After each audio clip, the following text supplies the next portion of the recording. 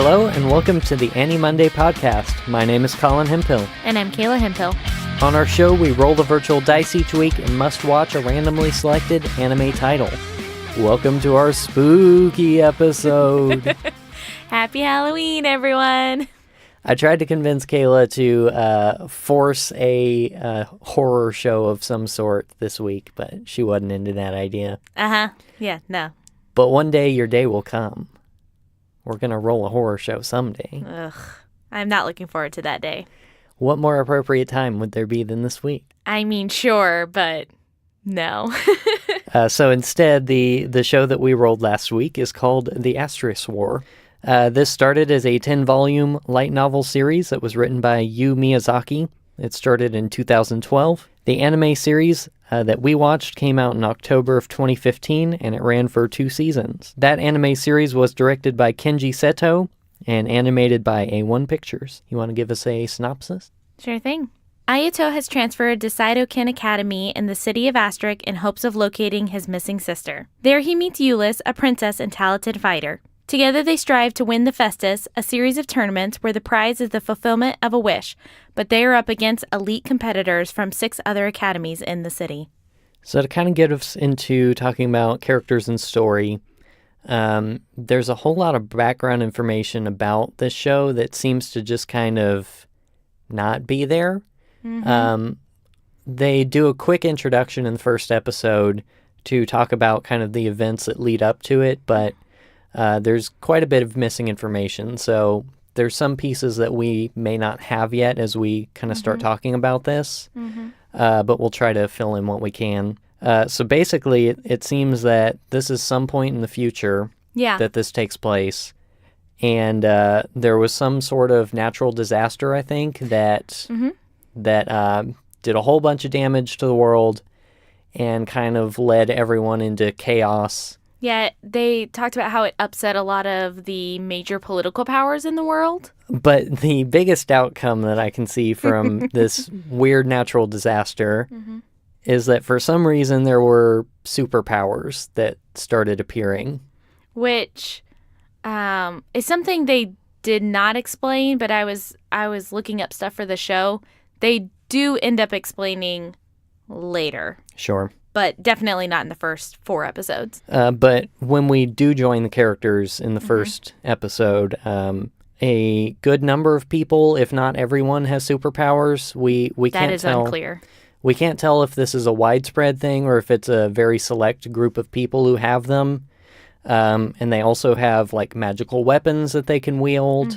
And kind of as a result of this ongoing political struggle, part of what these countries do now is they compete in these big tournaments, and this fighting is really important to their culture and their politics, it seems. So our main character is Ayato. He is a brand new student at the academy that they join. His sister, like you said, used to be a student at this academy, but we come to find out that her records were sort of expunged from the history of the academy. Yeah, the way that they draw it almost looks like they were corrupted. Yeah, like somebody doesn't want you to know about this person kind of thing. So there's a little bit of intrigue building with that character and what happened to her. But we don't know a whole lot yet. Nope. And he actually ends up taking the weapon that she used when she was a student there. That's the one record they have of her, is that she checked out this weapon from the school. Because the school allows you to rent weapons, apparently. There's this whole process where, you have to go through a compatibility test with the individual weapon and to make sure, I don't know, you sync with it. Because they have minds of their own, basically. I guess. There was actually a brief flashback of his sister that she was shown competing in the big tournaments. Which was the very first thing that we saw. Yeah, and she was seriously injured or almost killed. We can't really tell. The only other thing that we know about her is that she had some sort of binding magic. Yep. That she used on her brother. Yeah, because he was too powerful. I guess. Of course. Yeah, he was too powerful, and she was saying for his own sake, and for, I guess the sake of humanity, she was going to bind his powers. So anytime he uses the full extent of his powers, he passes out, he gets really sick, he becomes very, very weak, like, afterwards. And he can't, like, use his full powers for more than, I think he said, like, 5 minutes. So what do you think about Ayato in terms of his personality and how they portray him in the show?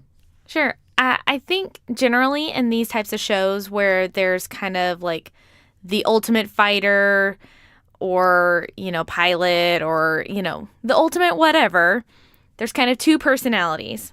There's the, like, stoic, super serious, like, no-nonsense kind of hero that's like, I know that I am the most, like, awesome person at this thing, and it is my duty to, like, protect the world.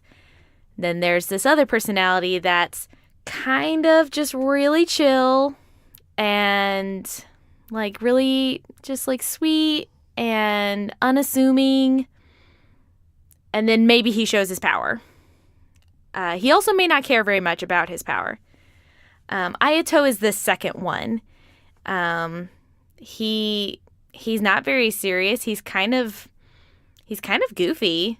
Not like funny. He's just sort of spacey, and it's just like, I'm just going to make friends with everybody because I'm a friendly guy and I don't understand how women work and that sort of thing. And that's kind of like his whole personality. Even though he knows he has this incredible power, he's just sort of like, yeah, that old thing that I have, it's whatever. Probably the other primary characters in the show are a group of 4 girls, and so far we've only met 3 of them. But it's pretty obvious from, like, all the animations and intro stuff that there's going to be 4. Yeah. So the main one you mentioned is Euless. She's kind of pink-haired, typical protagonist girl look. She comes from a country that I'm not going to try to pronounce. But it's like supposedly a fictional place kind of near the Czech Republic in the real world. Yeah. And apparently she's the princess. Yep. Of that country. Because we still have monarchs, I guess, in this new society? Yeah, I don't know. They were not clear about how the power structures work now.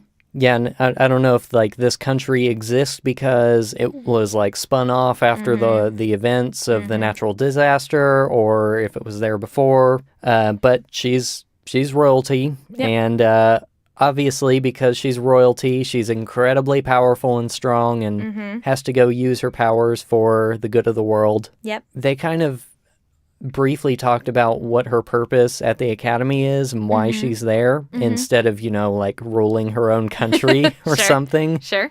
And it's pretty much that she wants to help some orphans. Yeah, that, like, were her friends and didn't treat her like a princess. Yeah.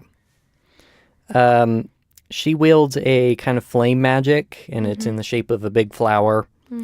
And something that they kind of hint at a lot, but they don't really explain a whole bunch, is that she is an extremely rare type of person that they call a strega.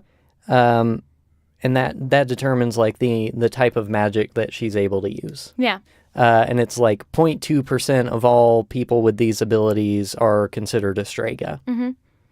I actually found out that that's the female version of that person. They have a male counterpart that also is the same sort of thing. It's still 2%, so I'm guessing only 1% of that is female. Yeah. Something that we couldn't quite figure out from just watching the initial episodes is, what is this? Is it, like, magic that they're using? Are they superpowers? Is it technology?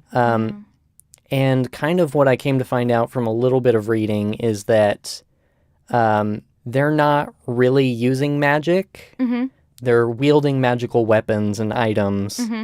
And the powers that they get as a result of the natural events are just, like, enhancements to their natural abilities. So, like, the main character is shown jumping really high. That's something that he's able to do just because of, like, the evolution of people after this event. Sure. The Stregas actually have magic that they are able to utilize in their bodies. That makes sense. So that's what the distinction is between those. It makes me laugh that you're talking about that these are the results of, like, the evolution, Because they do say that this only happened like a century ago. So it seems like that evolution happened real fast. Yeah, and again, they don't explain at all where that comes from or why it happens. So we've yet to see any of that. Yeah. One thing I was going to say about Euless is that she plays a really common trope that's going on, not just in anime right now, but just in media in general, which is the I'm not your average princess kind of girl,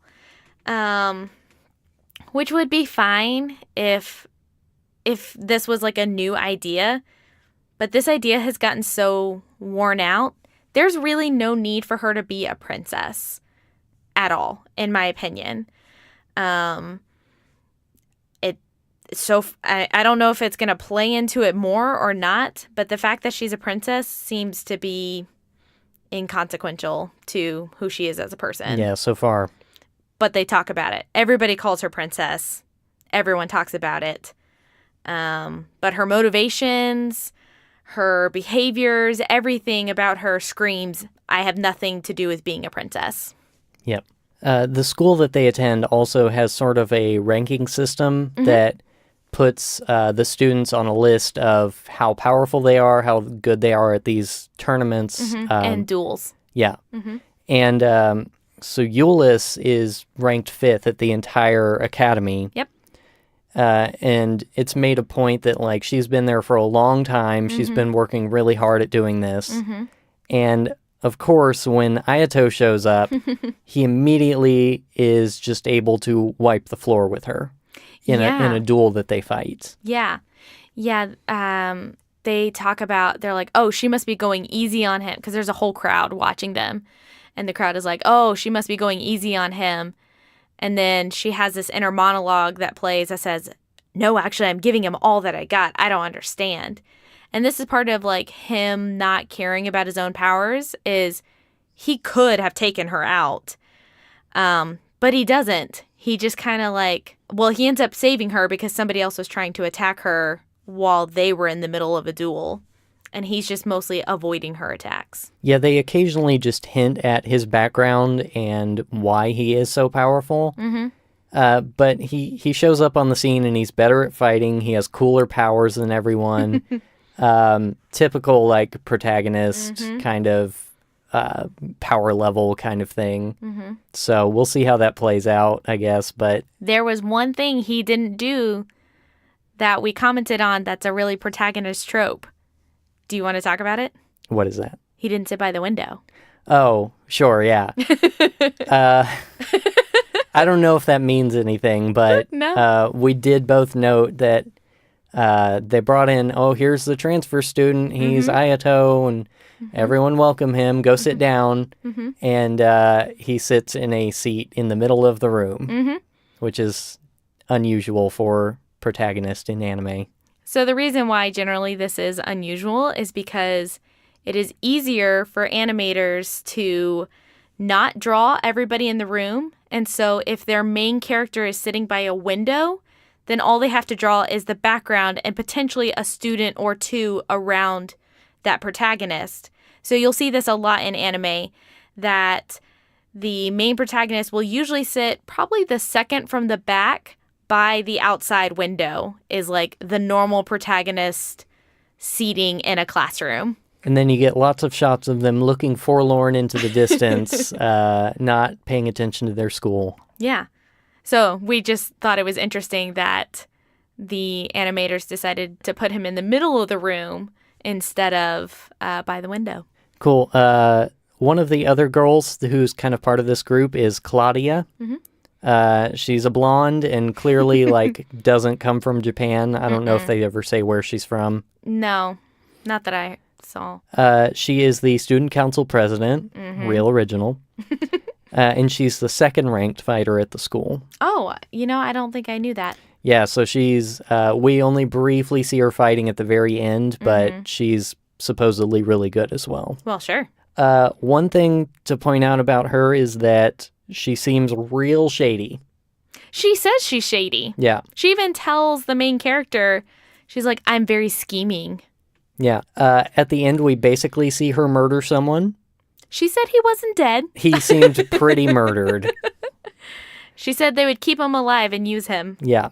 But mostly dead. For their schemes, which we don't know what their schemes are. She generally just seems to be kind of in cahoots with nefarious people. Yeah. Trying to do bad things. So I don't know what exactly that means, but... Sure, she seems to come in just to be a point of conflict for different people. It's not always for the protagonist. Sometimes she's working with the protagonist. So there's a couple times when she's like, hey, I think that somebody's going to be attacking the princess. Could you, like, look out for her because she seems to like you? And he's like, okay, yeah, I mean, I guess. And that was, like, it. But she's also, like, weirdly overly flirty just because I think it makes her laugh. It suits her. But to be fair, she did admit up front that she was shady. Yeah, you hinted at, like, we joked last week that the genre listed on Wikipedia for this show is harem, or it at least includes harem. Yeah. These four are clearly intended to be, like, some sort of romantic love interest. Yeah. Claudia is kind of the one that he likes to avoid because she's so sexually aggressive with him and flirty. He a couple times was like, please get away from me. Like, leave me alone. He does not reciprocate, at least from what we've seen with her at all. Yeah. Whereas Eulis is the tsundere who is like, no, I don't care about you at all. Get away from me. But is clearly, like, harboring feelings or starting to grow them. One of the other characters we meet is Saya, who is Ayato's childhood friend. Also real original. She's real cute. So she's an airhead with the Nahoge. Yay, Ahoge characters.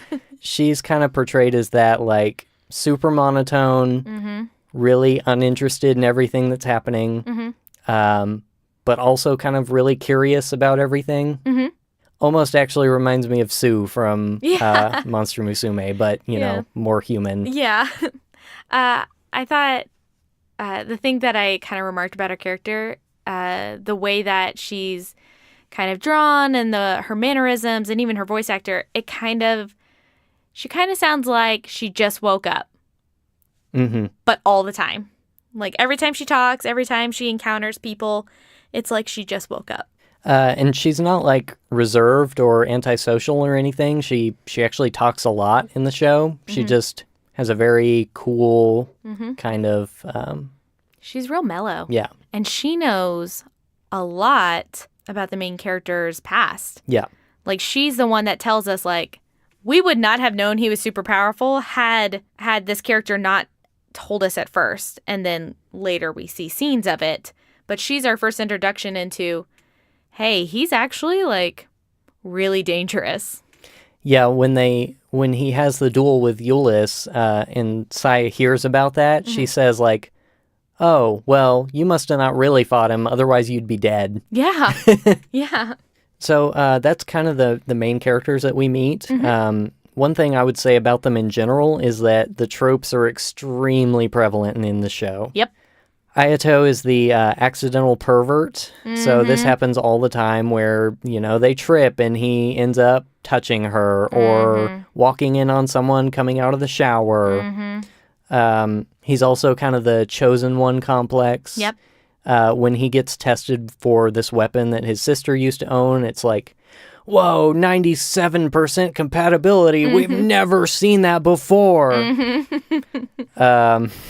He's just generally better at everything than everyone else. Eulis is kind of the, like, super badass, but still has to be saved by Ayato all the time. Which is super obnoxious. It's real dumb.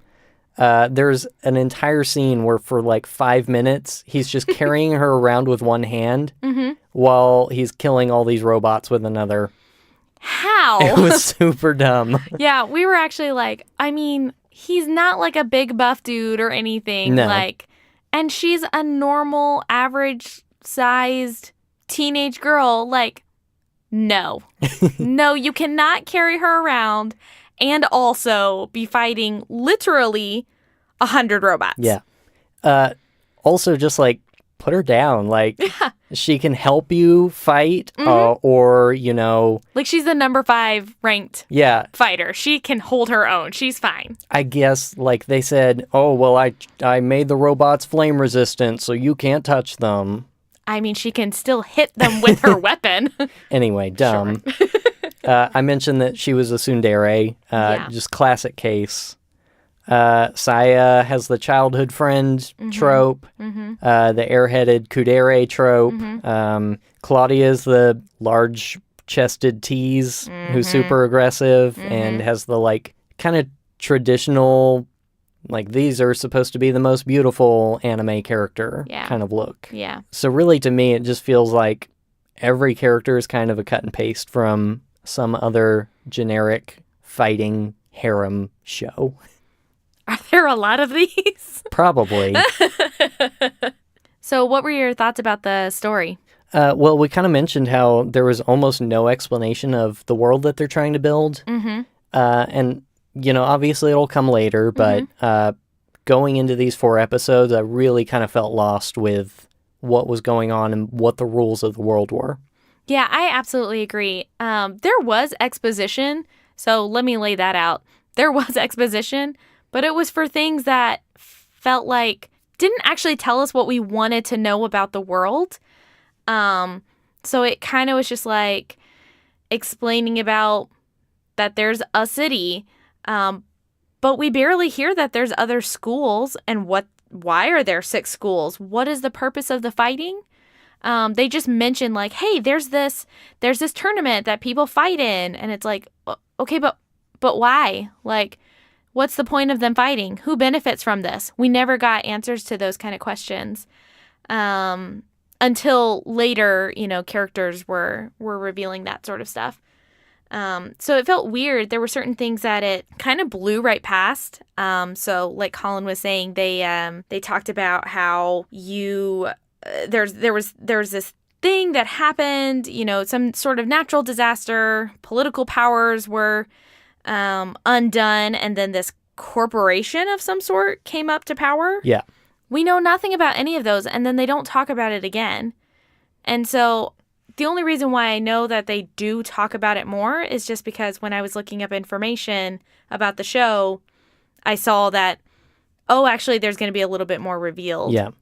But they certainly didn't do it in the first 4 episodes. And I do get it. Like, this is a 2-season show, so they've got 48 episodes to work with.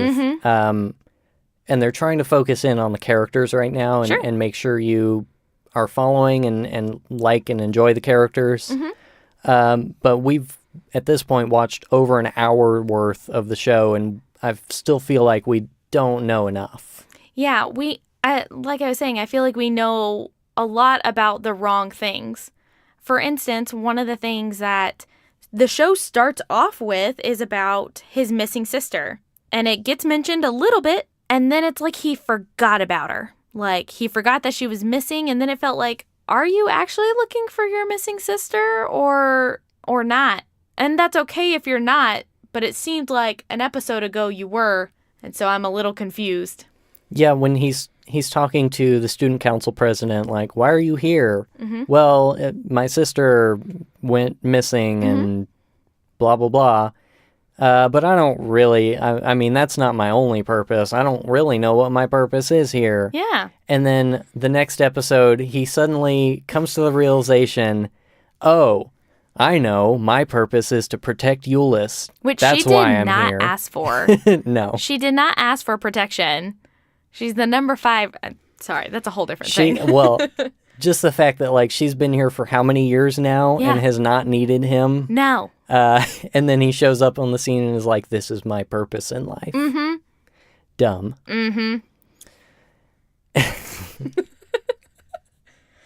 I think the other thing we don't have an understanding about is what we alluded to earlier. We don't know about these kids and why they're special. We kind of I had to like go back and watch it. There's like a small line at the end of the 4th episode where they take out this kid that's an enemy, and he's falling from a great, great height, like he's falling from above, like, the city buildings. And Ayato's like, he's going to be fine because he's one of the Genestellars. What? Who? How? Okay, so that actually does... I forgot that he said that line. The Genestella are the people who have adopted the physical abilities after the event.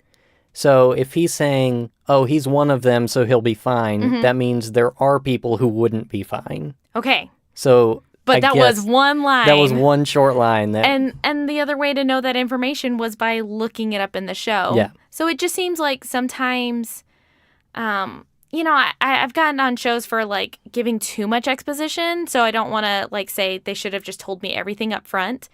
It just felt like they gave us the wrong information in the wrong order, or maybe the right information, but in the wrong order.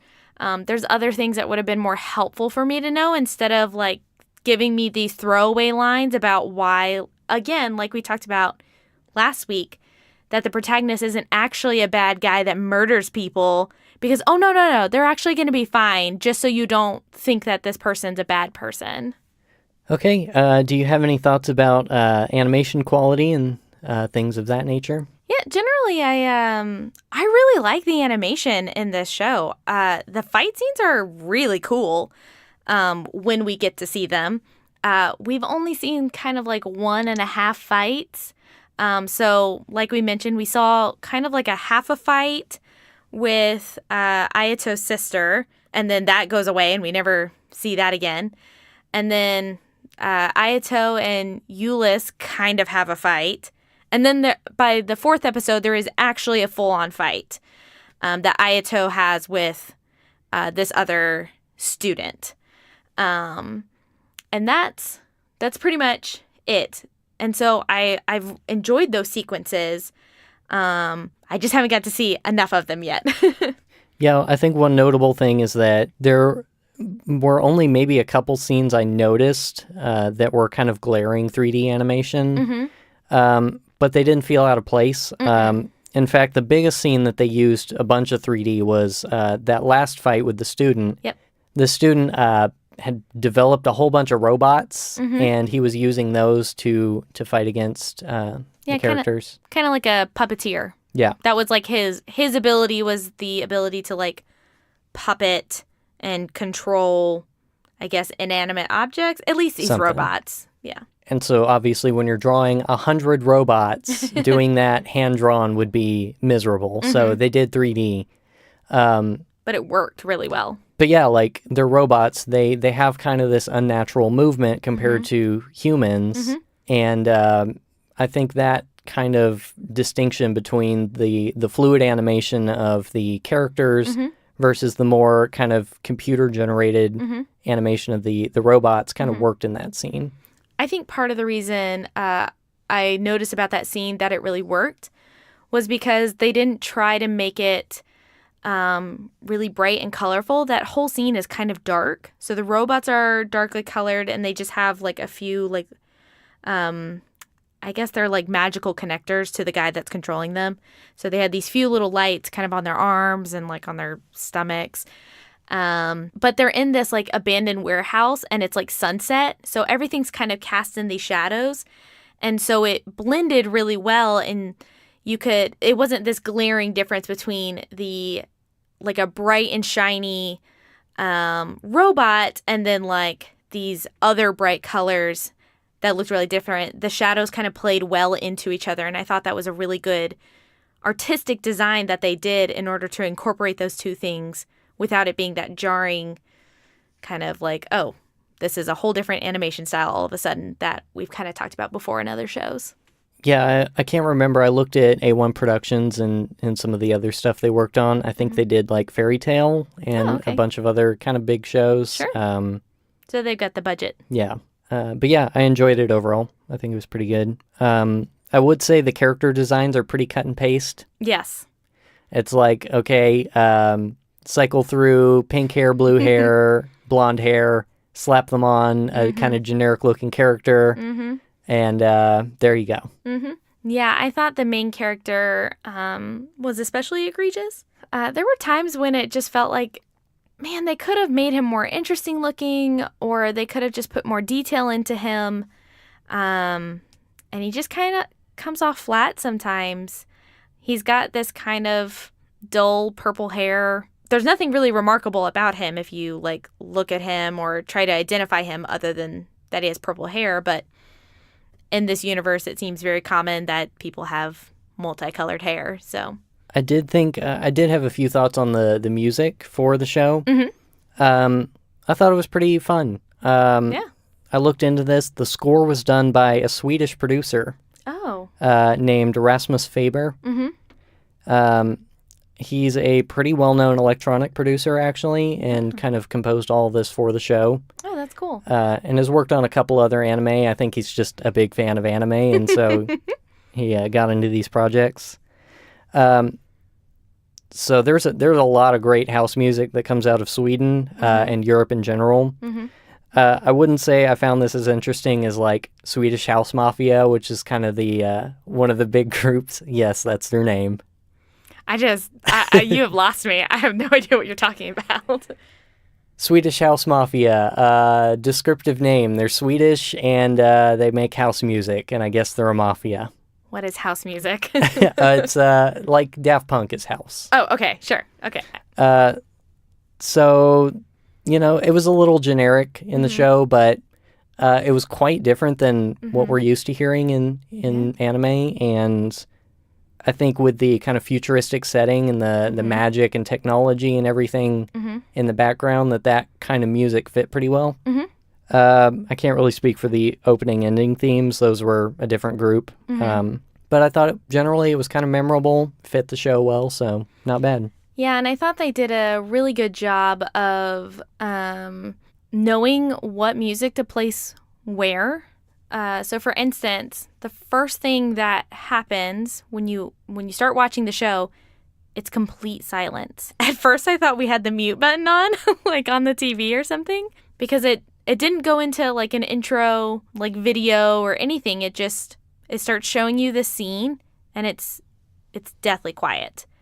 And then there's no music during this whole fighting sequence that we see with the main character's sister. And we just hear her fighting. And like as she falls, and you think like, I don't know what's going to happen to this girl.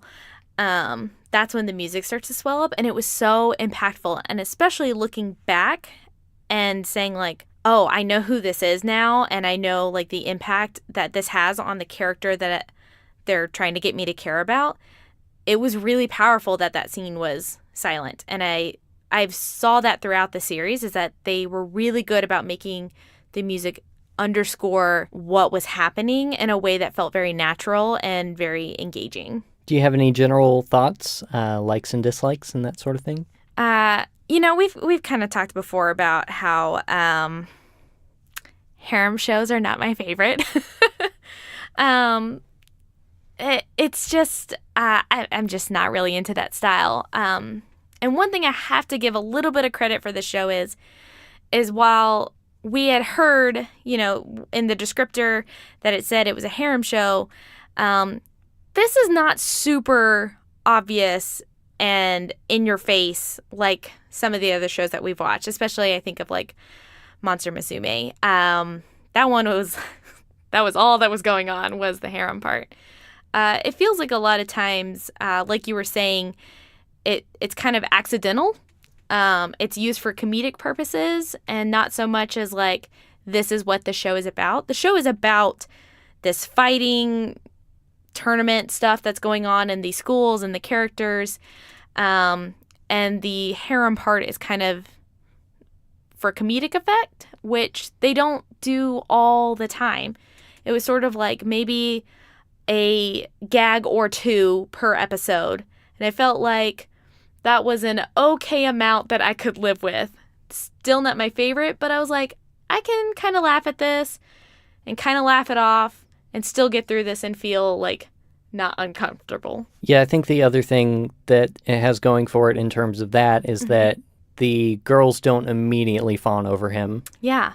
Saya in particular she's like friends with him. She's been friends with for a long time. Yeah. She doesn't show any like special interest now that he's back. Yeah.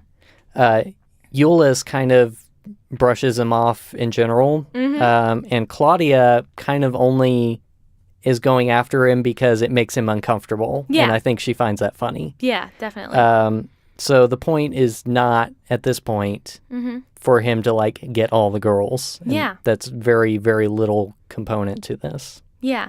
One thing that I found really striking is the general lack of characters. Okay. And I say that because it feels like for a long time now in the shows that we've been watching, we have just been overloaded with characters and lore, especially with the robot stuff. Man, there were just, dozens of characters that you had to keep track of. Yeah. And this one, you go into it and it's like, okay, there's one distinct main character.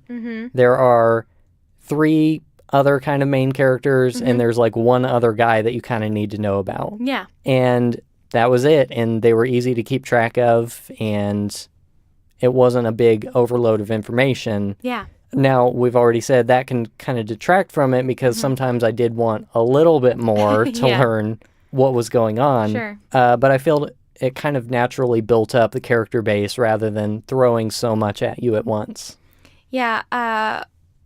That's interesting that you talk about that because one thing I could give credit for the character design is that while they can be a little cut and paste, they are very distinct. They all look different from each other. Part of it's because they're color coordinated, but you can very clearly tell like who the different girls are. They don't all look the same.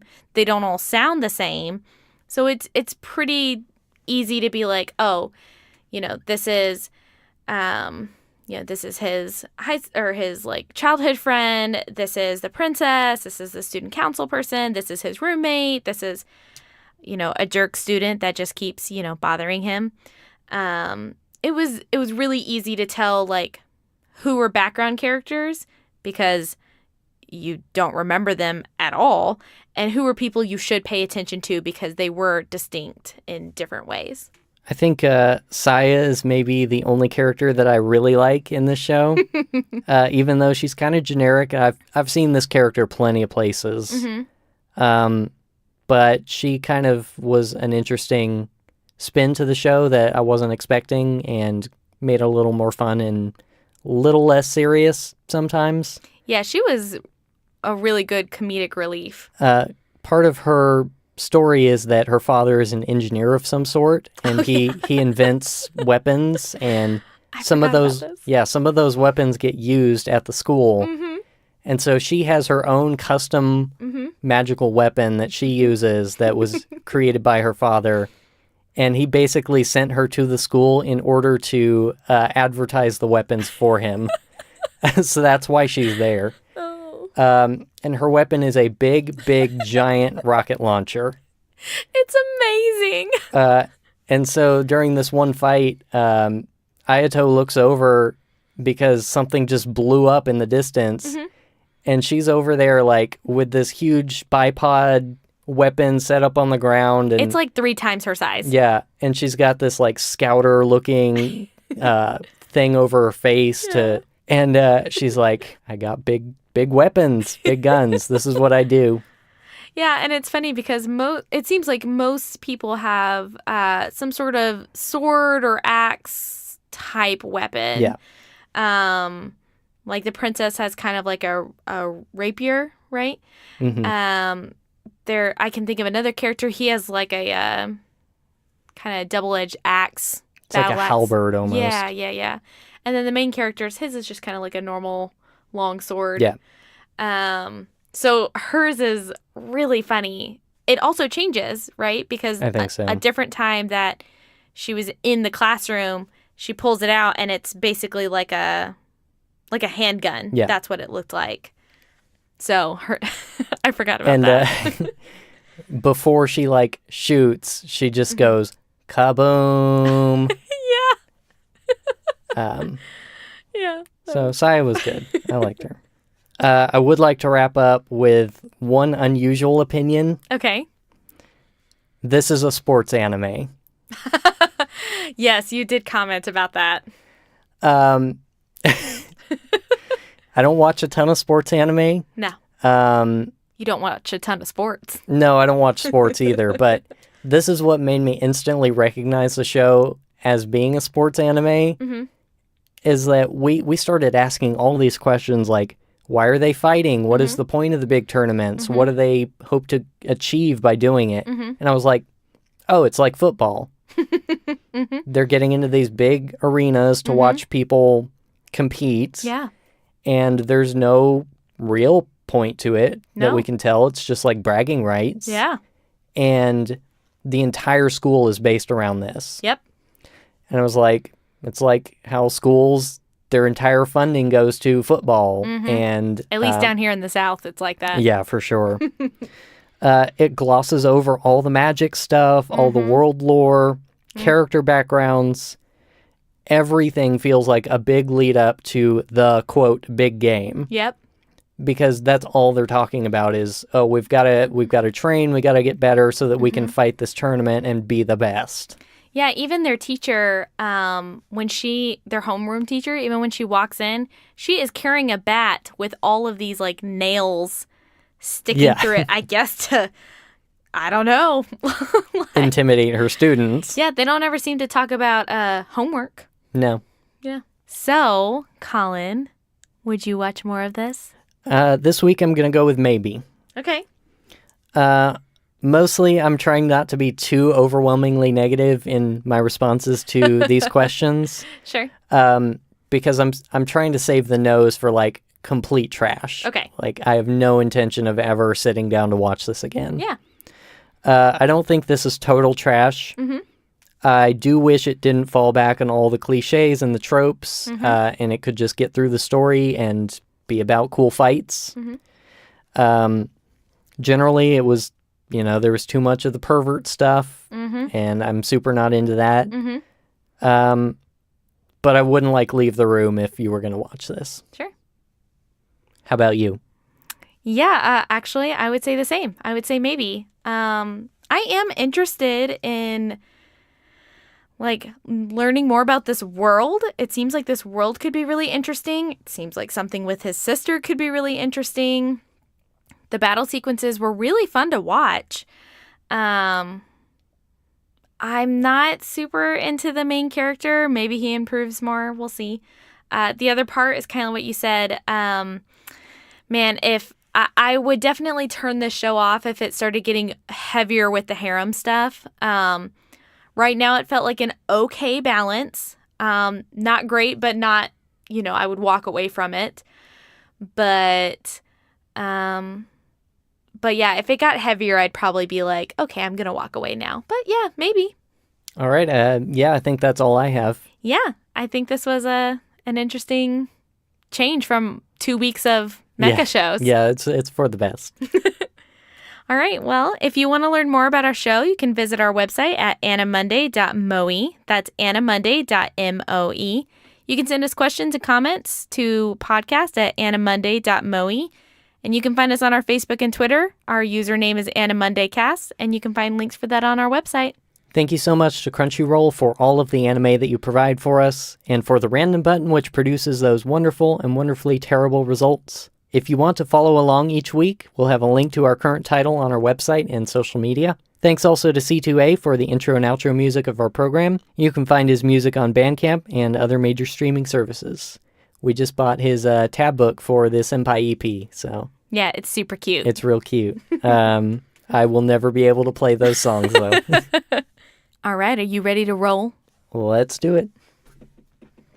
All right, random button in 3, 2, 1. Yes! This week, our anime is Persona 4, The Golden Animation. That's amazing! The first episode is called The Golden Days. Guys, this is really exciting. We love the Persona games. Yeah, I tried to get Kayla to play Persona 4, but I forgot that the intro is 3 hours of cutscenes. You didn't warn me. It was so hard. Yeah. I was like, I'm about to give up if I don't get control of my character, 2 hours in. And that was when I finally got it, and I was like, I just don't care now. Well, this is the first role that I have actually seen. So, okay. That'll be interesting. Yeah, I'll get to revisit it, and you'll get to see it for the first time. Yeah. But this is exciting. Yeah. Awesome. Yay! All right, we're looking forward to next week. Thank you guys so much for joining us, and we hope you have a happy Halloween. Yeah. Until next time. All right, see you then.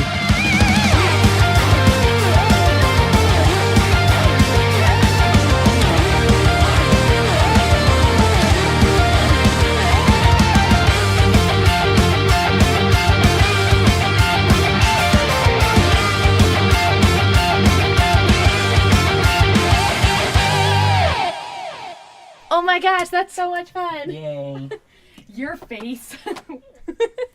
I was like, I was, for some reason I was like, it's freaking Evangelion, isn't it?